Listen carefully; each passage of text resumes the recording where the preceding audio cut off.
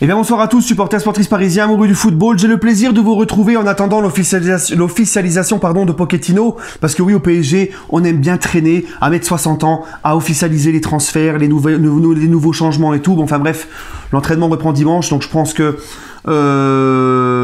ça sera fait au plus tard demain. Voilà. Là, on va faire le petit bilan de Thomas Tuchel. Avant de commencer ce bilan, j'aimerais avant tout, écoutez, j'espère que je vous souhaite à tous, les amis, de bonnes choses pour cette nouvelle année, même si il y en a qui croient que ils ont fêté la fin de 2020 en croyant que ça y est, 2021 est arrivé, il n'y a plus de Covid, il n'y a plus de malheur, il n'y a plus de merde dans le monde. Non. On n'a aucune certitude que 2021 sera moins pire, mieux que 2020. Personne peut nous le dire, ça. Voilà.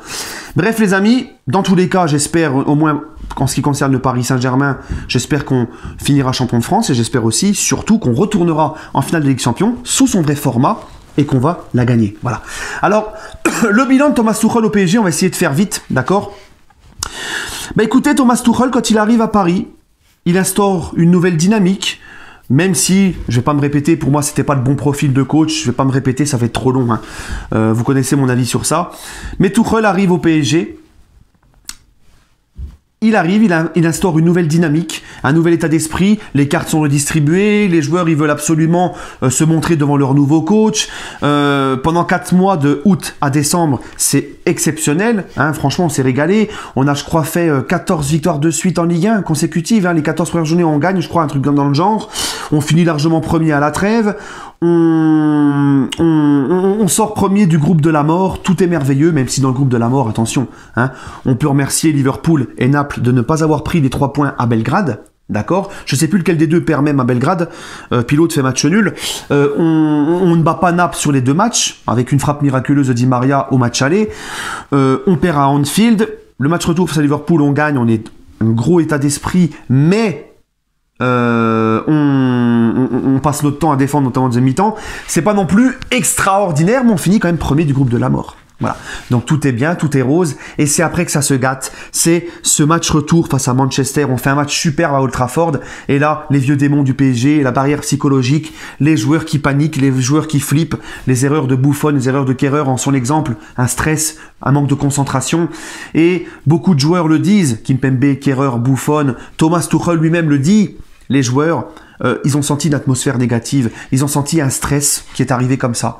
Voilà, la barrière psychologique. Tuchel lui-même avouera en interview qu'il avait vu quelque chose de négatif, pas la même ambiance, qu'il y avait quelque chose de pas serein dans le groupe avant le match face à Manchester au match retour.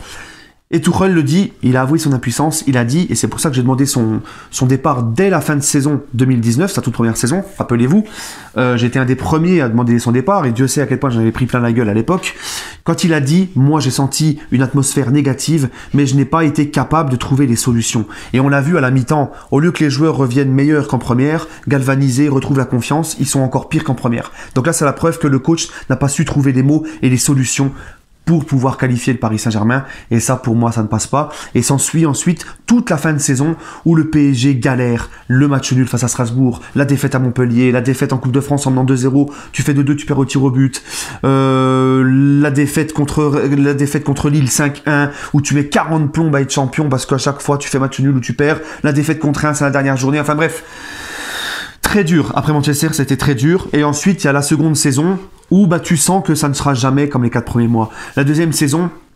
en championnat, on galère. Défaite in extremis, victoire in extremis à Montpellier, victoire in extremis face à Strasbourg, la défaite à Dijon, la défaite à Rennes.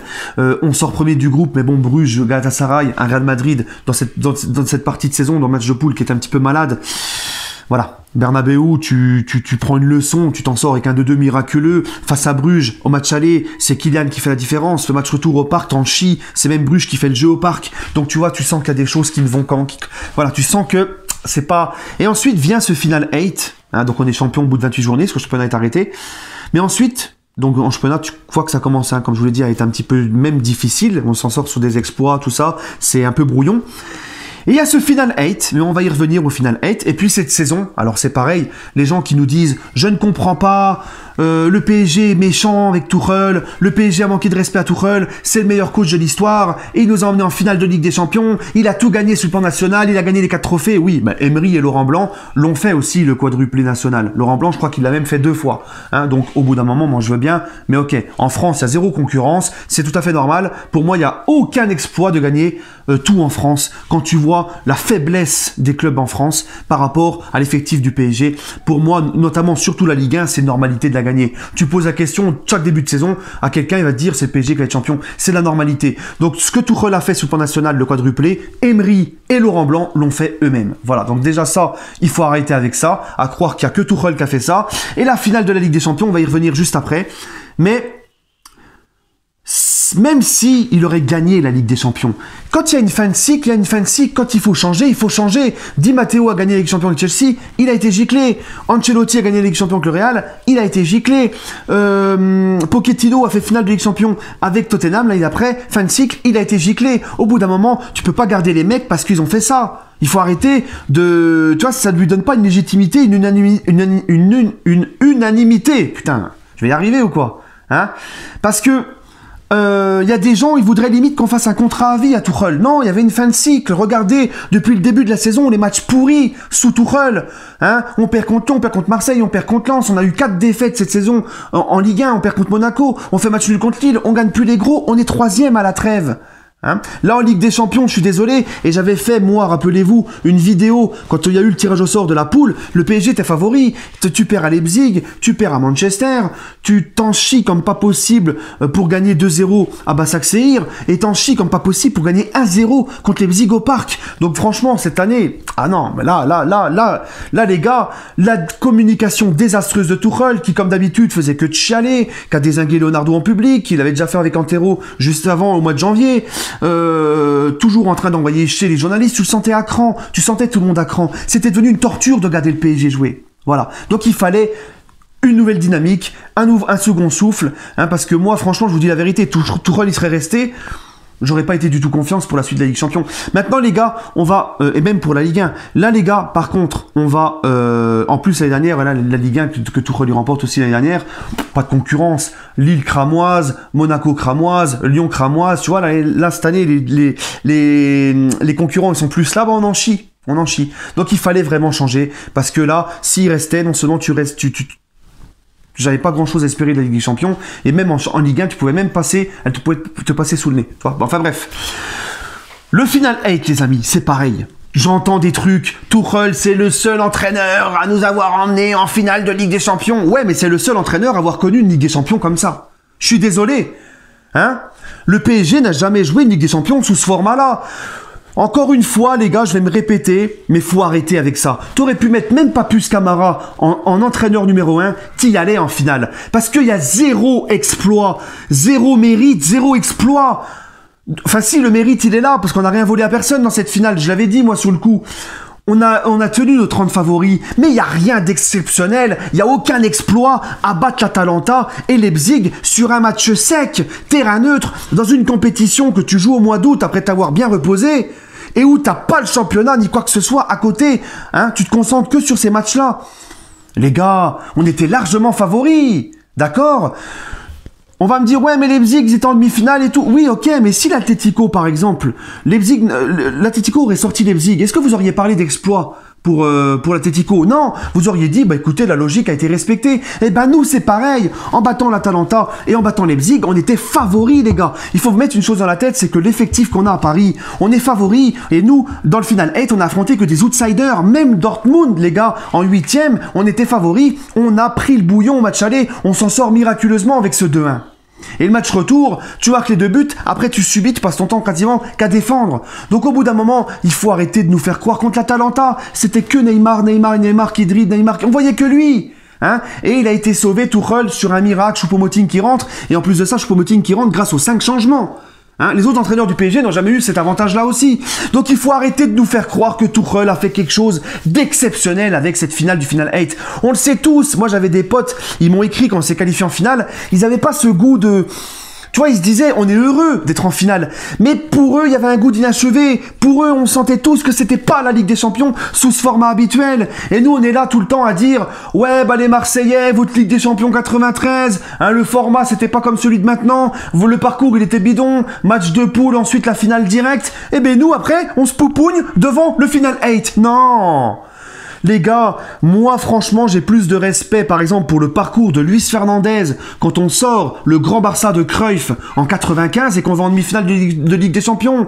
Là les gars, il y a zéro exploit d'aller éliminer l'Atalanta sur un match sec où t'en chies pendant 80 minutes en plus, il y a 2 doigts de sortir et de battre Leipzig en demi-finale, mais t'étais largement favori. Il y a zéro exploit. Et faut arrêter de lustrer les cuivres de Tuchel pour ça, les gars. Même Papus Camara ou même ma grand-mère sur le banc de touche, ça ne changeait rien pour moi, les gars.